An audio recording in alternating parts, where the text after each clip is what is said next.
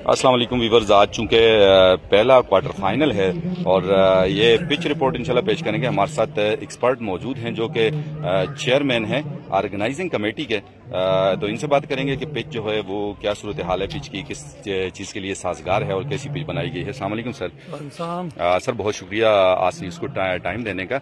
Pitch के हवाले से हम रिपोर्ट पेश करना चाह रहे थे, तो ये पिच किस चीज़ के लिए साजगार है, कैसी बनी हुई है? बहुत शुक्रिया सर। ये पिच जो है ये बैट्समैनों को सपोर्ट करेगी। इसको आज सुबह पानी भी दिया है काफ़ी टाइम पहले और ये बिल्कुल आज फ्रेश पिच है और ये इंशाल्लाह बैट्समैनों को सपोर्ट करेगी।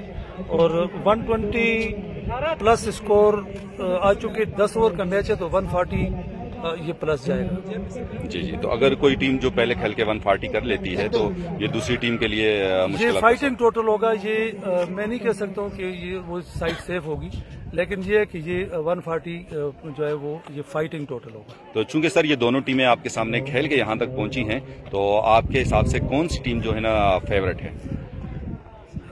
मेरे हिसाब में दोनों टीमें बराबर हैं, लेकिन अबरार 11 को एज हासिल है।